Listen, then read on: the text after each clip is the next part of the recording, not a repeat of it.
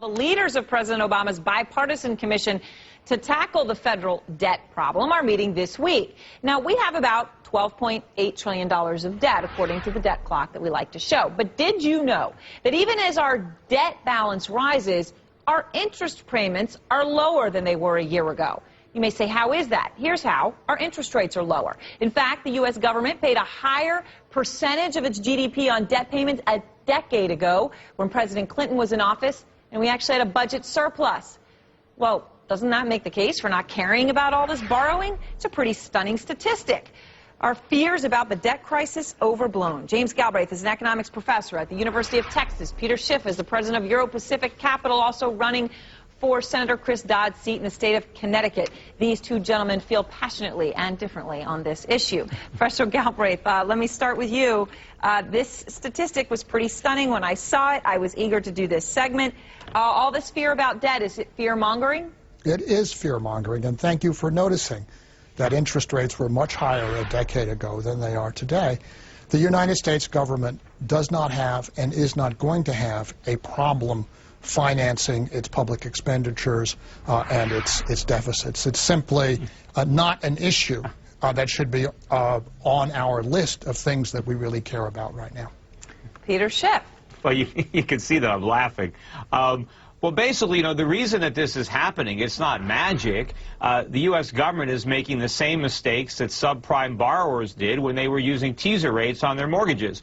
We have a $12.5 trillion debt, as you state. First of all, that doesn't include any of the off-budget items like the debt of Fannie and Freddie, and it certainly doesn't include the unfunded liabilities, which dwarf that number. But if you just take the funded debt and you look at where it's going to be in a year or two, it'll be around $15 trillion. What happens if interest rates go up to 10%, which is half of where they were in 1980? All of a sudden, we're paying $1.5 trillion a year in interest on the national debt. You see, the term on the national debt, the maturity is very short. The government is not borrowing for 30 years. The government is borrowing for 30 days. There's a lot of short-term paper. This is a teaser rate on an adjustable rate mortgage, and we are headed for disaster. Now, he makes a case there, Professor Galbraith. What's your response to that, likening it to a subprime mortgage and fairly pointing out a lot of this debt is short-term borrowing? It's got to be rolled over. Yes, but the government can, in fact, borrow for 20 years at a rate which is now running at 4.5%. No, not if it tried to do it.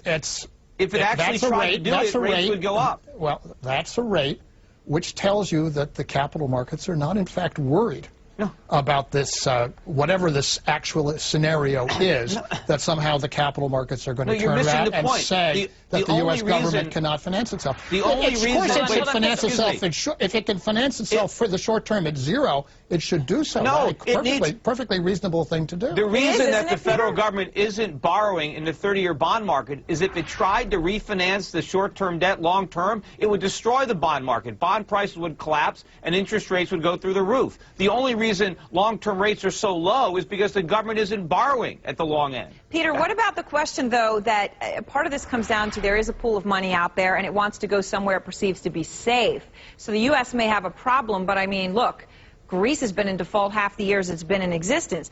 Spain, Portugal, you name it. I mean, the U.S. may be bad, but it may be better than anywhere else, and maybe that's why rates are low. Greece didn't have it. Nobody was talking about Greece's problem 6 months ago. All of a sudden, it's a problem. The United States is the next Greece. You know, we're going up the food chain in sovereign credit. We are the worst offenders. We owe the most amount of money to the most amount of people all around the world. We have this giant credit bubble, and when it began to burst in 2008, we didn't solve the problem. We made it worse. We have a much bigger problem coming in the years ahead when the U.S. government bubble bursts. The difference between the United States and Greece is that Greece is a member of the euro, and Greece has to fund itself in a currency that it cannot control. The United States is in full control of its own currency. But as a result, we can have some problems. I'm not just saying that we are free, we've solved all economic problems.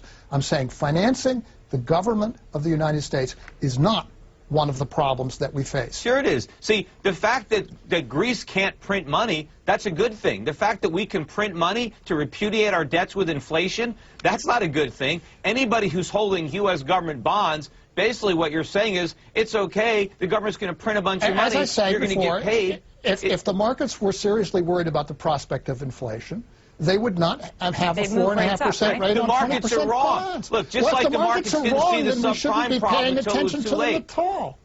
Look, gold is at $1,100 an ounce for a reason. It didn't go from 250, 10 years ago to 1,100, 1,200 without people worrying about inflation. Since 1980, we go to that problem. It doesn't look so good. So you're telling me that this is all tied to the price of gold is the oracle that we should be following on this? You should be following something. Don't be following the Federal Reserve. To say that because interest rates aren't high, the market has consistently gotten things wrong. I was on this network, CNBC, back in 2005 and 2006, warning about the housing bubble, the collapse that was coming, the problems in Freddie and Fannie, the problems with the financials. No one believed it. People were laughing it off. Right.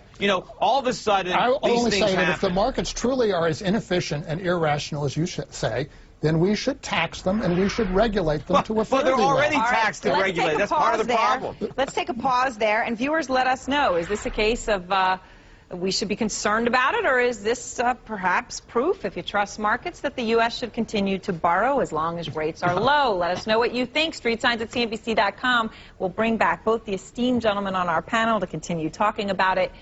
Maybe it's just a case of, hey, if you owe $1 to the bank, it owns you, but if it's $100 million, you own that.